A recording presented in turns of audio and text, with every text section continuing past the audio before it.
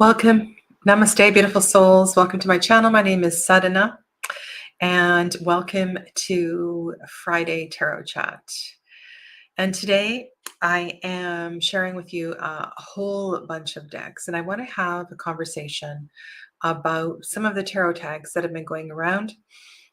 There were some really great ones, and I have mentioned inspirers below in the description box. And two of those tags that I will address are also in the title of today's thumbnail. And I want to thank, I'm just going to go to the description box. I believe it was Christy at Green Eyed Tarot. That was the first video that I saw months ago. And this got me thinking about doing a reply on decks that tell a story and how I use that in my practice, how a narrative type of reading can be very comforting and supportive. And then there were quite a few tarot tags around. Lisa Bapez was one of them. And in searching for intuitive tarot tags, I also found a new channel that I'm going to watch a few videos on, and that is, oh my goodness, I didn't get her into the chat, but I'm going to find her channel name. It is called The Libra Intuitive, and I believe her name is Lucinda. And I didn't add that, and I'll make sure I add that later on. She is a fairly new tarot reader, and there were some really interesting videos that got my attention on her channel. So this is what we're going to talk about today. And I thought today that I would talk about, first of all, what is not going to facilitate a narrative or an intuitive reading. I'm also going to talk a little bit about what intuition is and how one can go about developing it. So these are all the topics that we're going to that I'm going to challenge myself with today. And of course, it's not something that can be completely resolved in an hour, but let's have some fun, look at lots of cards, and love the supportive chat that always goes on these Fridays. So welcome to Joseph and Elizabeth, Evangelina, namaste, Donna and Mira, hi. And Dee and Lydianne, welcome. And as you come in, I'll do my best to greet you. And let's get the other window open here. There are many decks on my desk. Okay. When we are working with intuitive readings, we are working with okay. One thing that I feel is really important, whether you are doing a narrative reading or whether you are doing intuitive reading, is that there is a calmness, a presence about. And you need to feel very comfortable with what you are doing. So what I want to say in either of these reading styles is when a deck presents too emotional. So there are cards that provoke the visceral response is just a little too extreme.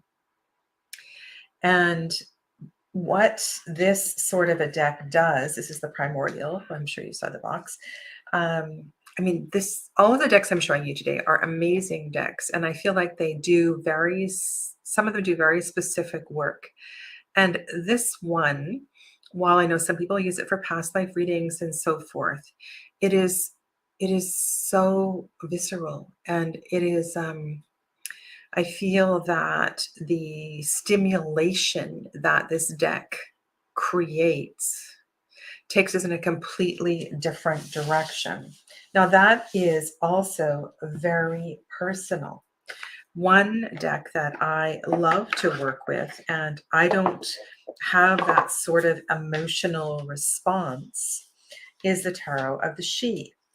But for some people, this deck is far too emotional.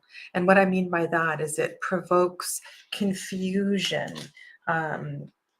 some of the pictures may be confronting. So in that way, I would suggest any sort of a deck that you feel confronting is going to take you into a very different place than where I feel the intention of these various tarot tags were going. Now, and so please keep in mind that this is very much a personal experience, and it depends on your comfort with any given deck. Another example of a deck that may be too emotional might be one like the Guardian Tarot. I absolutely love Beth's deck, and the colors appear to be peaceful and calm.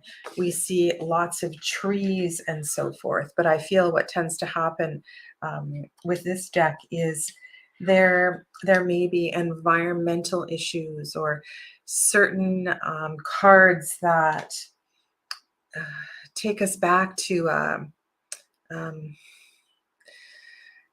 it's a pang that feels, it hurts in a way, and our emotions start to get really riled up. And so these are not great decks for intuitive readings, because when we're doing either a narrative, which I'll try to talk about the difference between the two of them, we want to find a sense of calm, a sense of serenity. And this is another one that I don't think works at all for intuitive readings. While you would assume that going into these gorgeous paintings, you would kind of tap into the unconscious, and you would be able to work with the art in a way that feels intuitive, because is not art intuitive? But the truth is that this particular deck evokes a lot of emotional response. Okay, so I think I've made my point here. If a deck is overly emotional for you and provokes, it confronts you in a way that feels uncomfortable, this is not going to help you get where you need to go, even though there may be very beautiful, peaceful cards such as this one. Now, this can change. This can change very much. So those of you that have been following me know that I did a deep dive with the Hush Tarot. And while you haven't seen me reading with it since I did the deep dive, I haven't. I also did a little bit of a project where I reordered the deck and put it into an order that made more sense for me. I also came to create my own story with this deck, and I wouldn't use this for intuitive reading because of my personal experience with it. Now, I did evolve with this deck and create my own little mystery, and so when I look at this deck, I don't know if you heard my story. So my story is that the setting is in New York at the Met, and this is post-apocalypse. And what we're looking at with all of the props and so forth, the masks, the fae, is this scene in post-apocalyptic New York, actually at the Met. And so I created this little world with my Hush Tarot. And I haven't read with it, but I really liked the process of getting in touch with it. Okay. So probably too many examples, but there we go. Now, in addition, what is not going to support the flow of story nor a deep connection with your intuition is a deck where you just get too much into your left brain. And for me, this particular deck and all of the Alice decks, I have two of them. What happens when I'm reading with these decks is I go into the psychology I go into the analyzing the poetry. I call these, I call my Alice decks swords decks. They're very airy, they're very analytical, psychological. And yes, this would appear to be a narrative deck, especially if you know these stories inside and out. But I find the more that you know this particular story inside and out, the more the tendency is to analyze it and to look into the meanings underneath the story.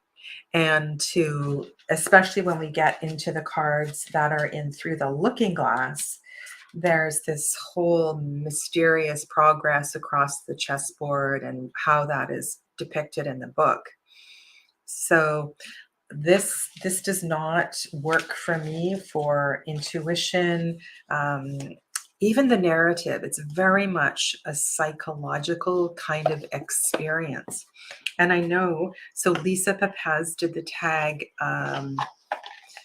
top 10 intuitive decks. And one of the decks that she used was, I don't have it, I believe I sold it. It was the Luminous Tarot. It's the one that is,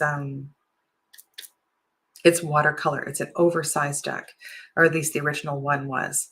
And again, that is a very psychological deck to me. I feel like I'm in the psychiatrist's office analyzing Dvorak images, something like that.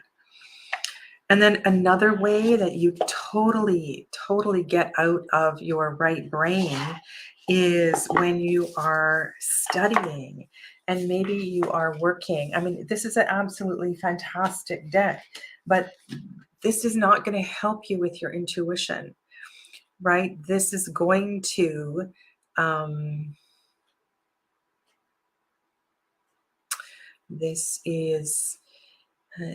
yes, this will take you into the world of archetypes. It definitely will for a period of time. And I guess what I'm talking about here is the period of time where you are still studying, and these layers and the connections are not part of your present fluidity.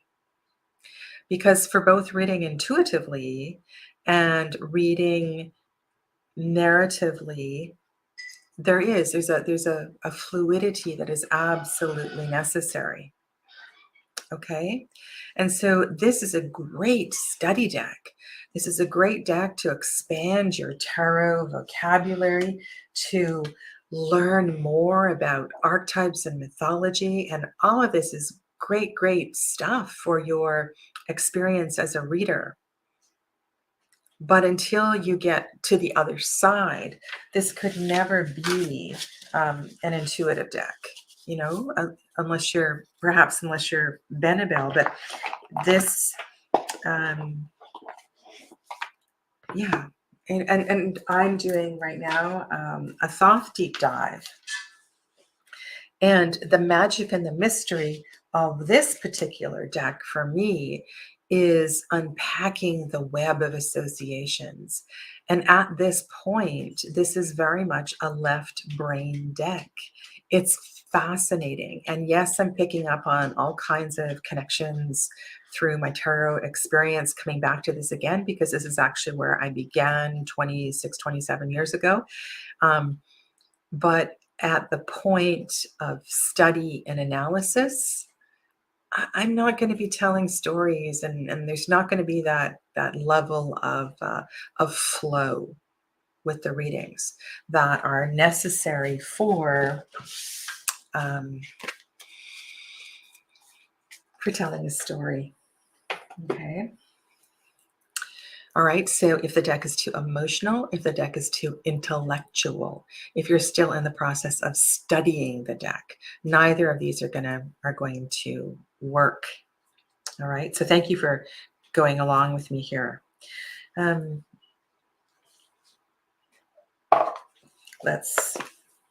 just going to put the primordial away. I have I have a lot of decks on the table here today. Kind of need to tidy as I go. How are you all doing? Is this making sense to you, what I'm laying down here, what I'm trying to say? As I was watching these videos, particularly the ones that there was quite a few VRs to Lisa Papez's video, and even Lisa's herself. I was watching the video and I was going, I disagree. I disagree.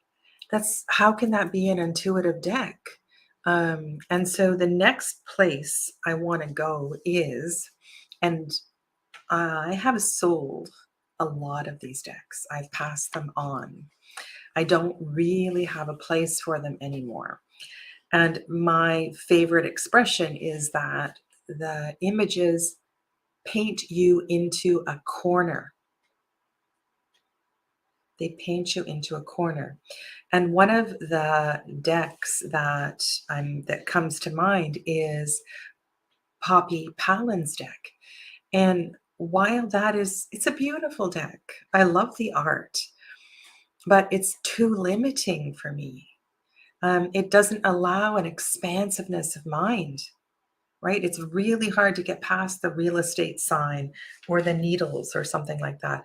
And so I much prefer to not be working with this kind of deck, but sometimes it is illustrative.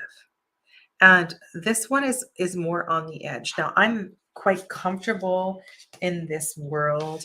I see the Wizard of Oz here. I see myself here years ago doing solo fires, and I can relate to this. I guess here's another point. This deck here was knocked for its all white cast, its lack of diversity. If one is comfortable in a deck, if it feels familiar, I think you can tell stories. It can become a narrative deck. But when there is no possible, thank you very much for these examples you're throwing up here as well, too. So the Zombie Tarot is another one that I sold. What do I want to say here? So this World card, for example, there's a sense of freedom. The problem here is that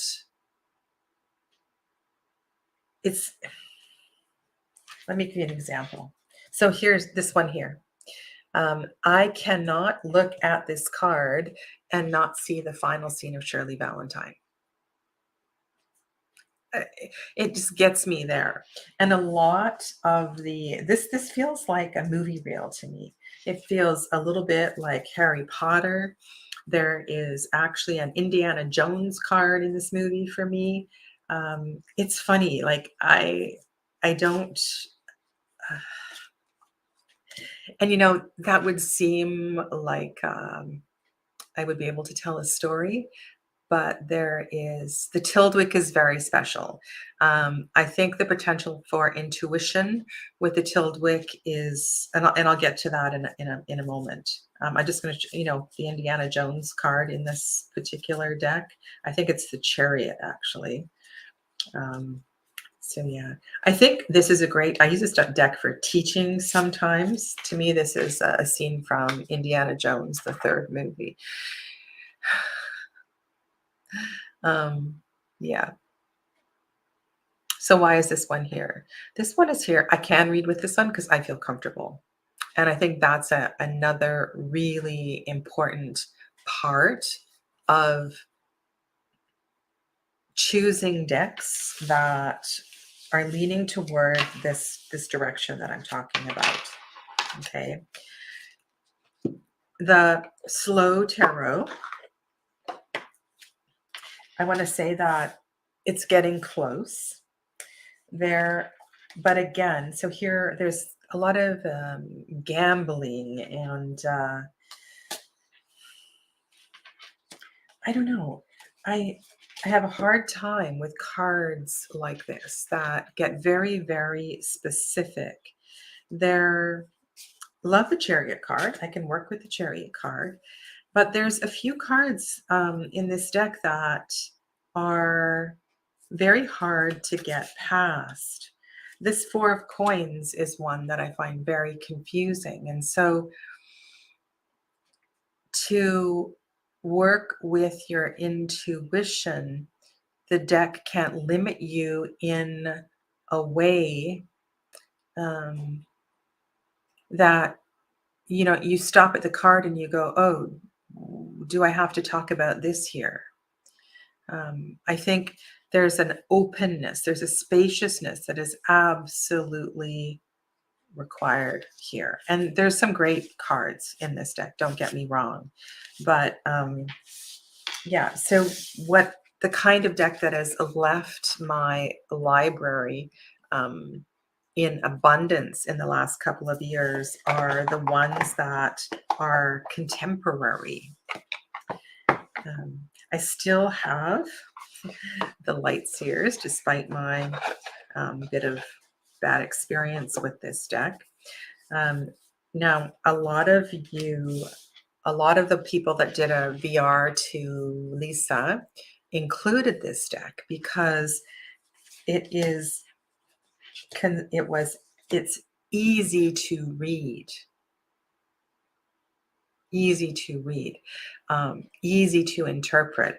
This is, for the most part, I mean, the Ace of Wands goes in a little bit different direction. If you and I understand, right? I get this deck. I've been to lots of festivals. I work with singing bowls. Love the hippie vibe. Um, it's a good deck, you know. It's a good deck.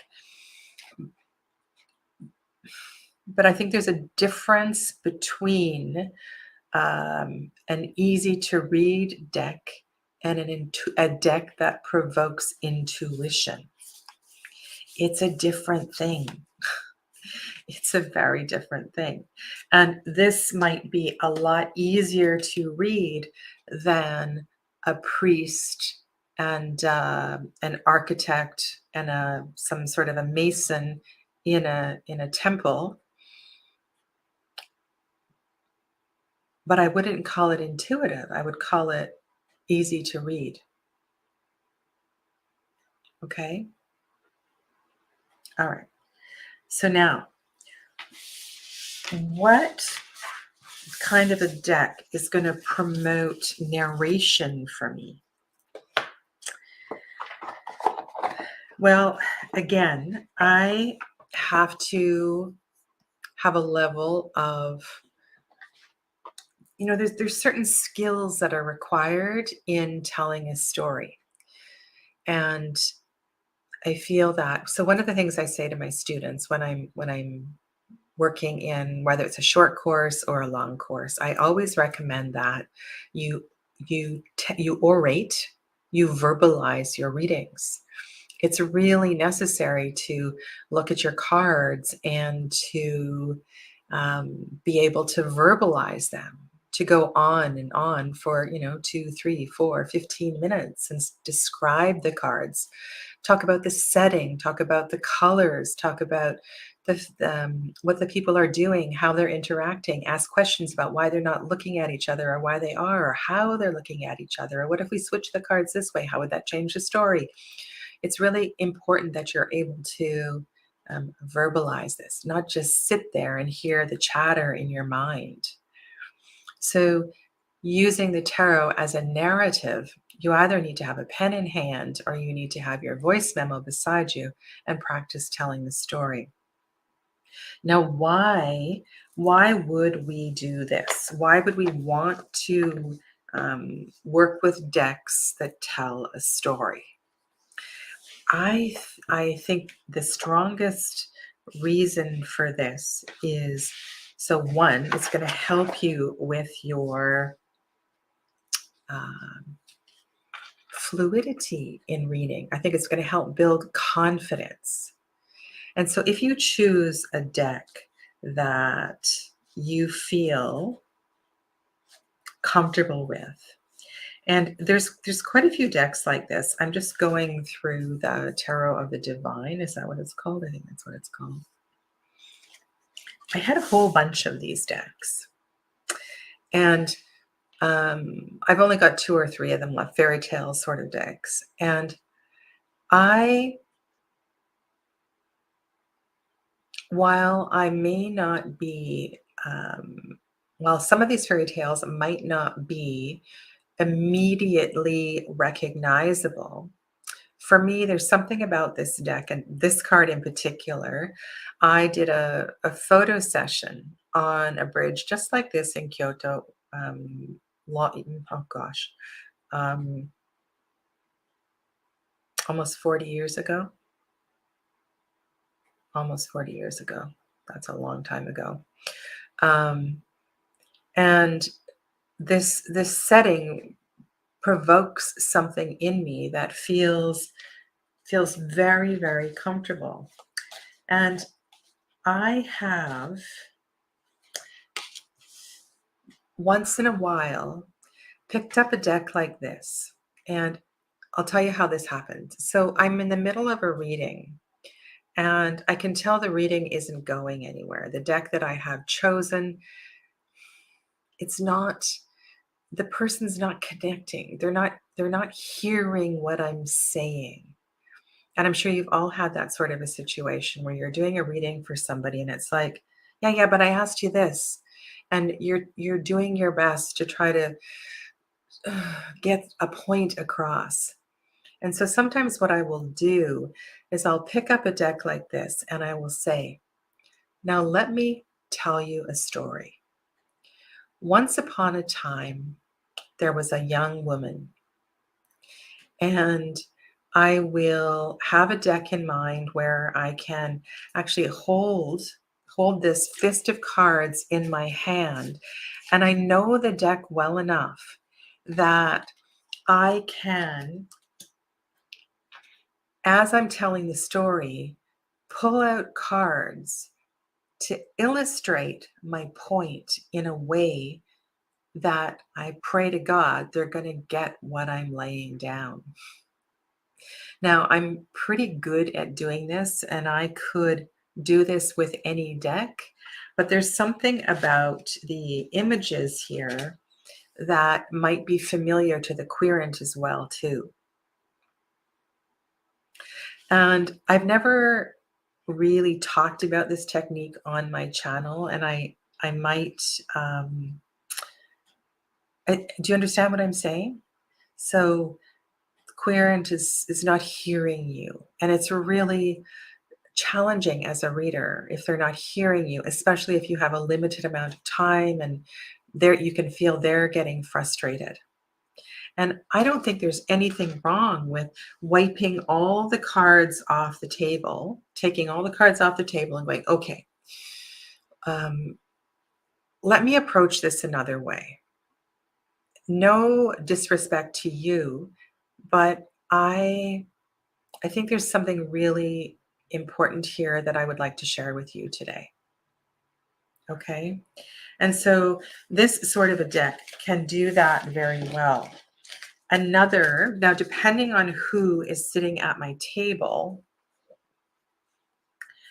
if I know that they have some familiarity with the teachings of yoga, and maybe this was somebody that I'd done yoga teacher training with, or somebody that has taken some of my meditation classes, I might pull out a deck like the lovely Om, because this approaches the tarot through the mythology of yoga.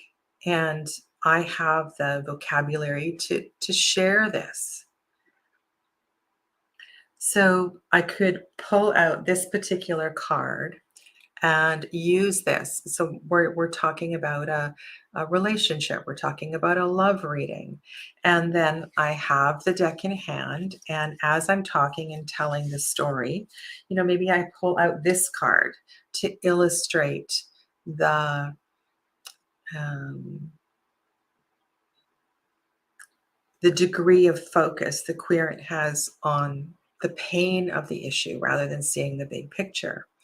And so this is something I find has really, really helped. And I had a reading yesterday. Unfortunately, it was a phone reading. So on a phone reading, you can't do this sort of thing. And so what I did was I described on the phone. I want to tell you what the colors of these cards are, what's happening in the scene. It's the same thing. Let me tell you a story. Let me tell you the story of the card that's sitting up at the top of your reading. It's a really powerful way to help the querent step out of their stuff, and hopefully they will see this from another point of view. Okay. The Enchanted Tarot is another great one for that. Okay. And I know this deck is still around. This is a beautiful deck for telling story. And so this might be, you might want to practice doing this. Yeah, gosh, I need to keep this deck out. I love this deck so much. So if you were feeling I'm going to say the unbudgeableness, that's not the right word, right? Of the querent, you could pull out a card like this and tell the story this way. Yeah, Donna, it's just an amazing, amazing deck. So I really recommend this method. It makes the reading a little more accessible. Now, the lovely soul who created the tag Decks That Tell the Story, I believe she's a professional storyteller, and I would highly recommend watching her video. She's really, really, really good at this. Okay. All right. So now I want to talk about intuition and what I feel is an intuitive deck, and how we can start to work with the intuition to read. Okay, because I think this is a whole other topic. So Lisa Pepez, who did the top 10 intuitive decks video, was a yoga instructor at some point, and I know that she had a yoga channel on YouTube. I don't know if you know that about her.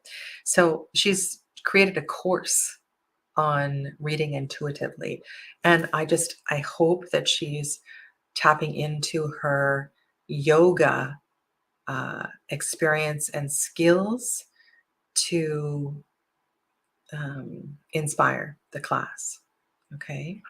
Now, there is a text that is used in all yoga teacher trainings. It's called the Yoga Sutras of the sage Patanjali. And this is one of the first Yoga Sutras in the book. And Yoga Chitta Vritti Nirodha means yoga is creating a stillness of the mind. And basically, without a stillness of the mind, we can't do yoga. Without a stillness of a mind, we aren't yoga. And I think this has a lot to do with intuition and a lot to do with the success of reading. So when we are busy, when we are frazzled, when our emotions are high,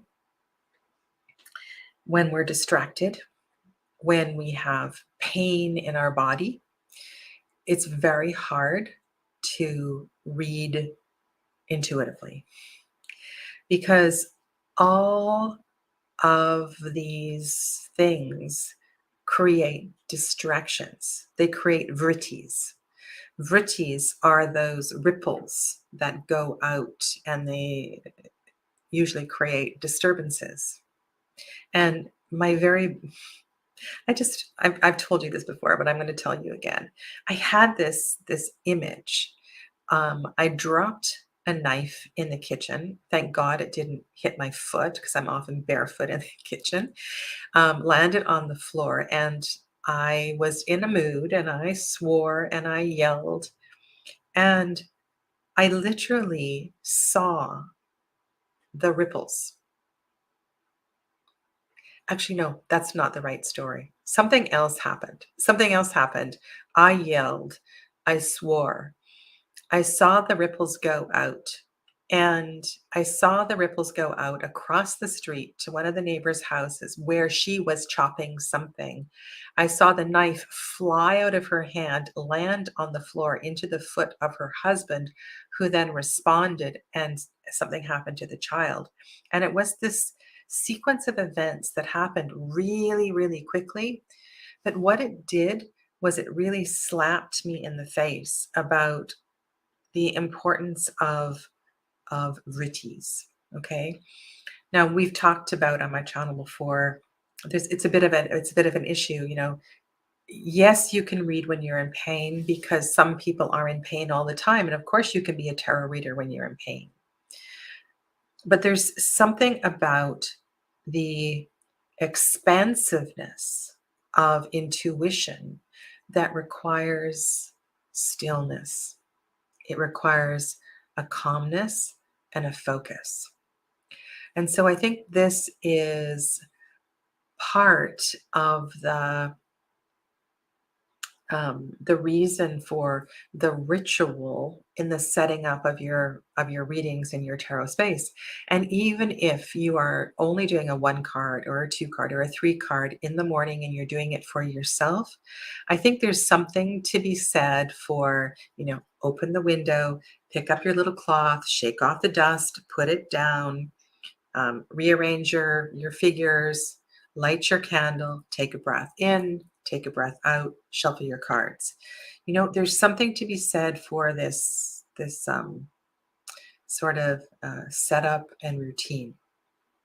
And I know that from time to time, I have rushed towards readings or I've rushed towards YouTube Live, and it doesn't go well.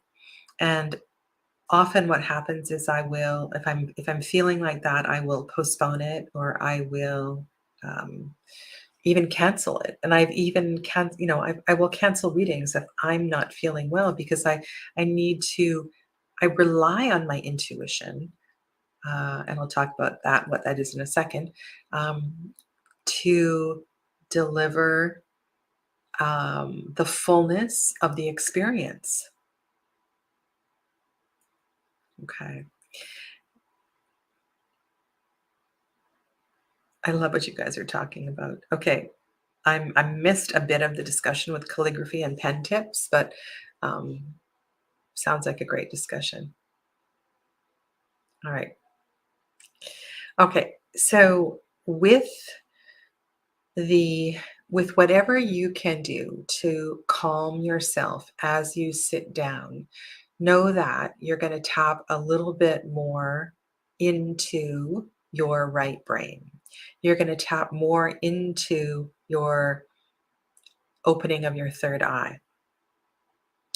I strongly feel that the more your Agnya chakra is stimulated, and even if it's not completely awoke, the better the reading is going to be. Now, one of the reasons for stimulating the third eye chakra is so that we can see a bigger picture. And what does it mean to see a bigger picture? It means that we don't get lost in the myopic Shirley Valentine story. It means we don't,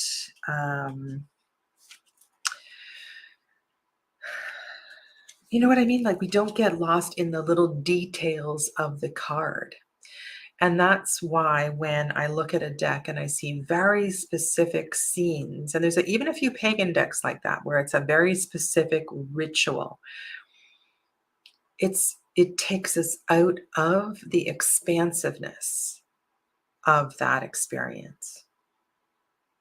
So an intuitive deck makes us feel calm.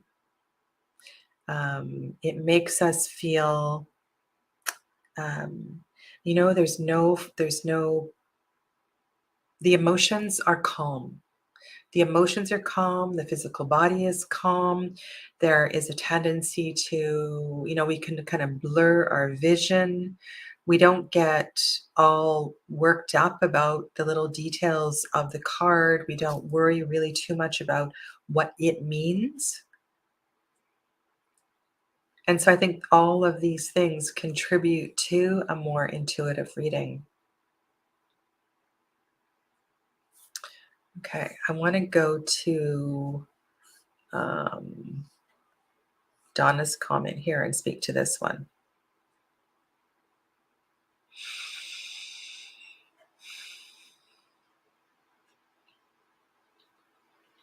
So when we are focused on the first chakra, on the Muladhara chakra, we're in this place of there's a sense of panic. It's often connected to survival, money issues. Sometimes there's low back pain. It's we're worried about our kids. We're worried about our aging parents. And so this might be not consuming us all of the time, but there's a focus here, or there could be some sort of an illness in the lower three chakras, which is very common when we are in the darkness of our karmas and our samskaras in the lower three chakras.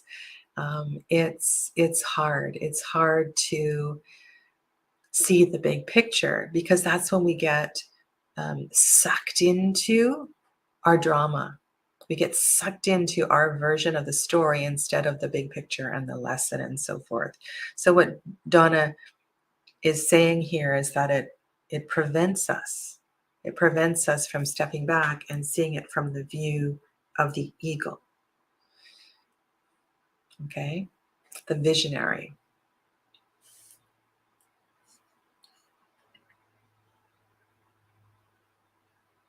Oh, that's beautiful. Now I understand. Okay, thank you. All right.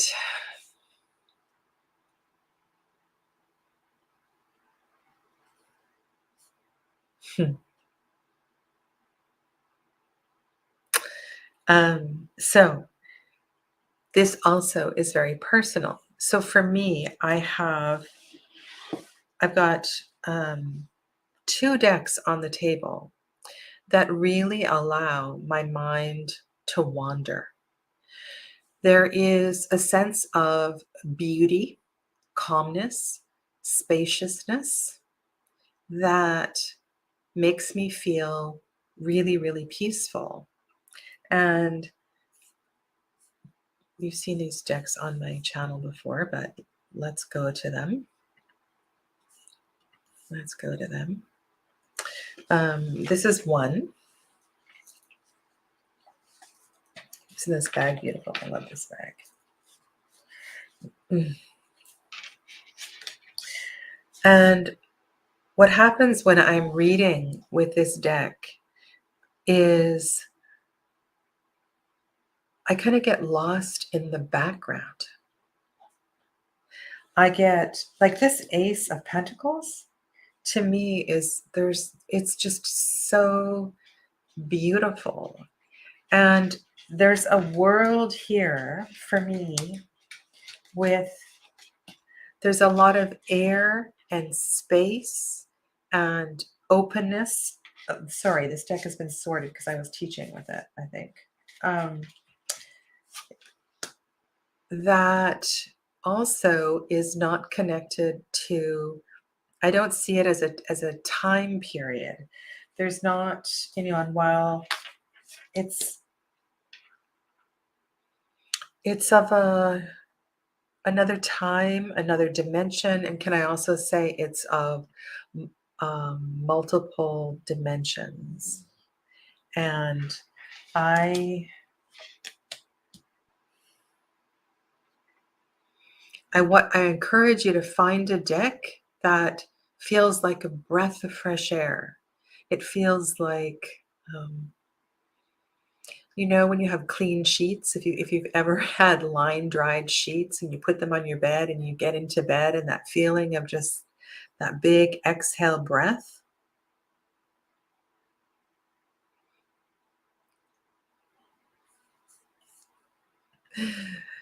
I love the woolly bag. It looks like a comfy sock. Yeah. Erica, I'll get to your question in 1 second. So this is the feeling that I want to invoke to tap into my intuition, right? Here is another one.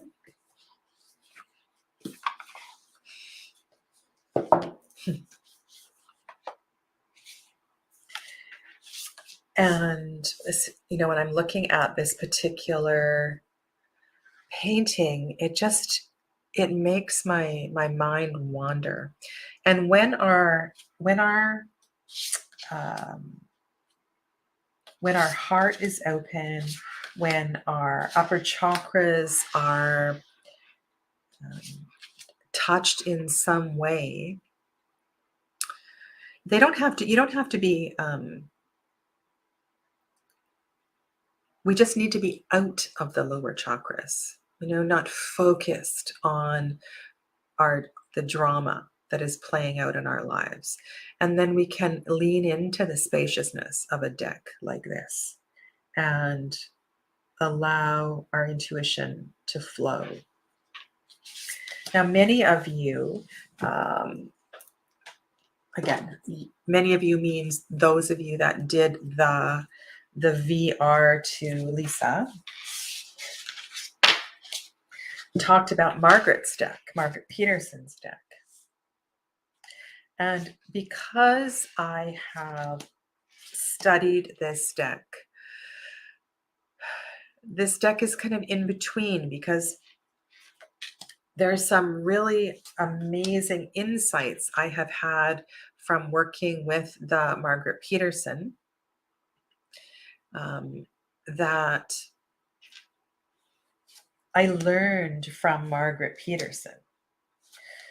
So I want to say that perhaps previously, this deck I worked with intuitively, but I also find this deck kind of goes into the first category, that it provokes a lot of emotion. So this is not, for me, was no longer, I mean, all decks to me are somewhat intuitive, but it's a little bit different than what I'm sharing with you in either of these decks that elicit that spaciousness and the calmness. Okay. Now, I prefer the art style of these decks, but if you have either the Spacious Tarot or something like this, this might also work for some people, because there's a lot of beauty in this deck, and there's a lot of space. This deck is a little bit too cartoony for me, but I think this might serve as an intuitive deck for a lot of people. Okay. Hi, Evelyn. Okay. So yes, so we touch the liminal edge. Okay. So Lydia Ann's on board here. Um, okay, so this particular deck, Evelyn, is called the Pagan Other Worlds. It's by Usi, Uusi. And this deck is called the Majestic, right? Where's the lid? The Majestic Tarot. No, it's called the Majestic Earth Tarot. Okay.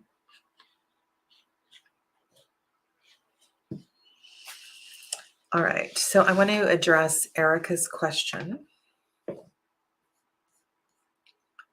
Let me go back and find Erica's question. Okay. Are there any yoga poses that you would suggest to do before a reading to increase your intuition? It's really a great question.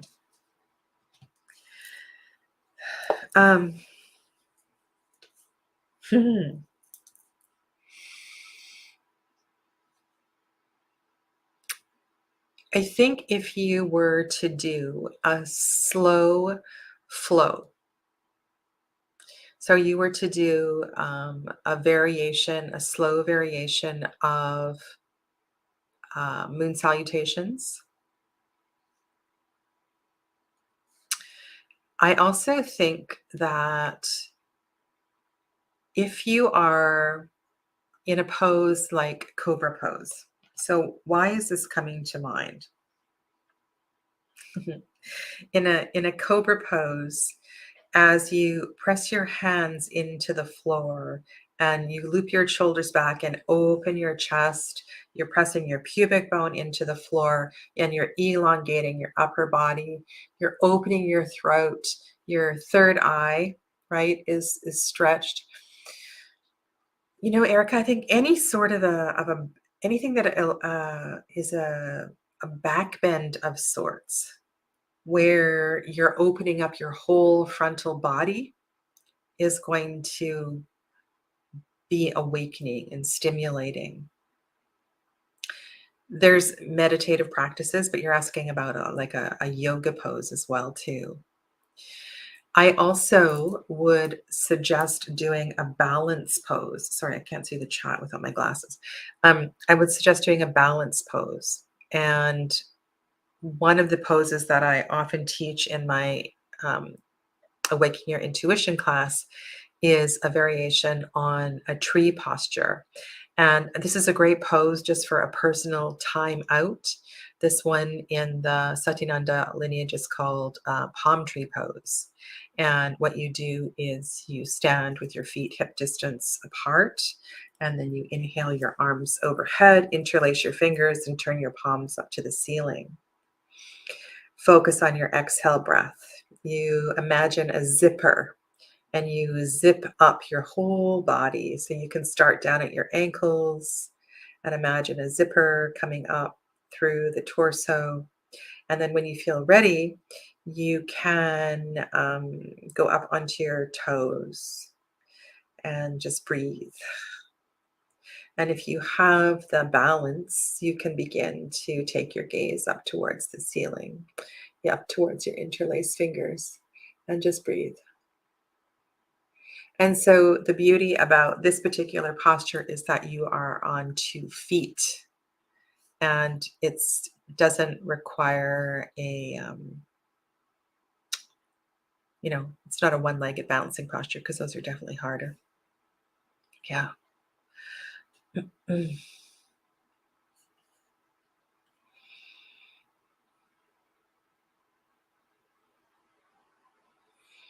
Okay. I just want to respond to some of your comments. Amira, I love this comment. I think that's it's a great comment. And then D also. And I responds to, yeah, and I agree with you, because sometimes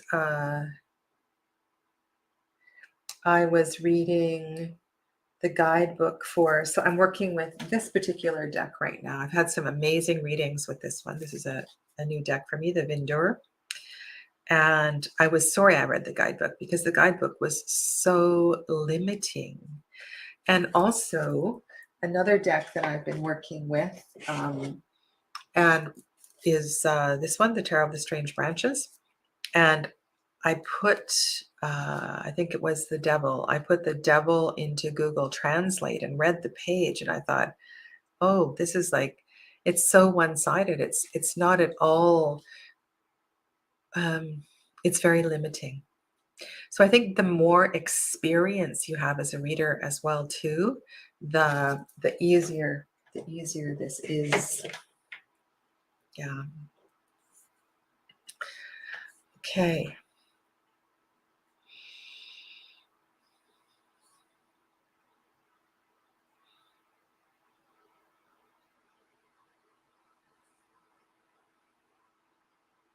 Oh, you're welcome. You're welcome, Erica. Okay. So in summary, I think there's different reasons for using a narrative approach. I think as a study method, it really works at improving your fluency, and I would recommend both writing out your readings in full sentences and also to verbalize your readings and record them either on a camera or on voice memo on your phone or something, because the fluency of readings is really important.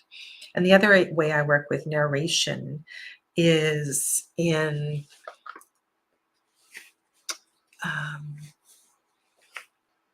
illustrating a story to a querent when they're not getting what I'm laying down. And even sometimes I will do this without doing a tarot reading. I might have a deck in hand and I will just start to tell a story. And you would have to know the deck really well to do that, because you'd have to be able to find the cards really quickly. And then as far as reading intuitively, the best way to read intuitively, I think, is to create space, right? To create calmness and do what you need to do to create that. So anything that is going to cause your heart to flutter, it's going to make you nervous, there's going to be less intuition there, right? Because I believe that intuition is enhanced with spaciousness, right? We have this bigger picture kind of view. So the cards can help with that as well too. Can you read?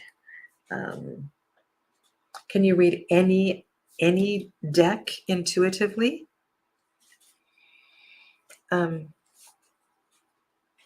If you're in the right frame of mind, I think so. I think if you watch me on Tuesdays, you will you'll see me taking really bizarre interpretations out of cards or combination of cards. I'm definitely not reading with a little white book. I also had this deck on the table, and for me, this particular deck I haven't had out for ages, but I really feel that this one gets into liminal space really quickly. And when I have a reading where there are, now the foxes are a little angry, the foxes in this deck, but there's certain cards here that, I don't know, it's very peaceful for me. I absolutely love this deck. And I also put out Bone Stone.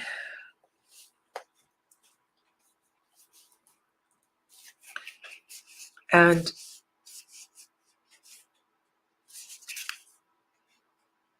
like this, for me, this is just an amazing strength card. This Emperor card evokes Takes me into really amazing places. I don't use this deck much because there's a few cards that I can't work with. I think this Page of Swords is brilliant. And so again, it's very personal. So stay away from decks that make you over intellectualize, okay? Become over emotional. You want to stay away from decks that are provoking. Lady Anne, let's go here. Thanks for your advice. I forget sometimes to be still and calm all around me. Let the space talk to me. You want to set your readings up for success, right? And I remember Raven Corvin. What's her channel name, please? Raven Tail. We had a bit of a heated discussion in the chat in one of my videos, and my understanding was that she is in pain a lot of the time. And so one of the things I said really irked her, and that was, if you are uncomfortable or angry or in pain, you can't read. Well, that's not what I'm saying. I'm saying that even if you are in an uncomfortable physical space, you can take a moment, you can take a breath, you can still set yourself up for the best version of the reading that you can possibly have. It's just it's the rushing and the quickly moving. You turn your head, you scream at your kids, and then you turn back here and you shuffle your cards. Well, that's gonna be reflected in the reading. So all of this is really important. Okay. Mm. I'm sure you are, and you're also a poet, Dee. So it's really. Um, I would love to receive a narrative reading from you. Yeah. Okay. So those are just some of my thoughts. Some of my thoughts, and I hope that there's been something here that you can take away from this and just reflect on for with your readings and yeah, because it's such a great tool, such a great tool. And if you have any other questions, I can hang around for a moment. Just let me know. I didn't show you every card, every deck that's out here, but that's okay. Um, I posted, I have one announcement, and I don't know if you've seen the post because I'm sharing this with you because some of you are really, uh, can I say, you were bugging me? So I have created a second level tarot course. And I've also got notes now for a third one because as I was planning for the Tarot Foundations Level 2, I started making notes for a Tarot Foundations 3.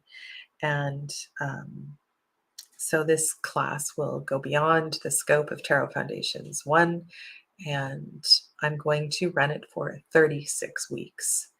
I need to build layers into my classes. In the present class, Tarot Foundations 1, which is running again in February, there's a new set in February, is a 22-week course based on the 22, not based on, but inspired by the 22 major arcana. And the new course, Tarot Foundations 2, is based on the 36 decans. And it's not an astrology course, but that is the theme that the structure of the course is built through. And so now I have to get really creative and think about what the structure of the third class will be if there is one. So I'm and I already had 2 students sign up for it, so I'm feeling inspired, and I'm listening to you as I create classes. And also for those of you that asked for the so I did a court card level 1 class. If you asked for the court card level 2 class, this particular course is going to be really good because we're also going to I have created, not finished yet, but I've created 20 spreads. I'm in the process of creating 20 spreads, 16 for the court cards and 4 for the aces, so 20 altogether. And so these spreads are based on the energy of each of the court cards, um, understanding and working with them. Yeah. Hi, Nora. Welcome.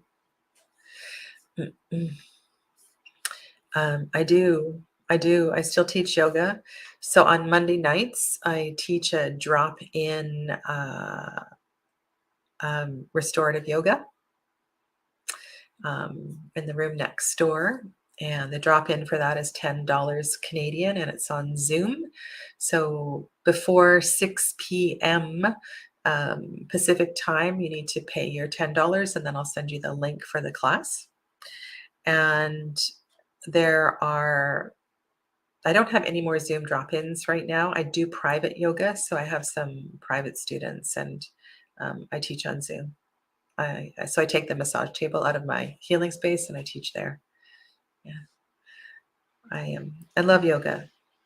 Yeah, I'm not teaching any meditation classes right now. I haven't had people ask about that, so I kind of wait for people to inquire. Mhm. Anyway, thanks all for hanging out with me today, and I hope you have a lovely rest of your weekend. Those of you that are turning to bed, have a lovely sleep. What is this, Lydia? Your space, participate at your reading. It's well good. Thank you.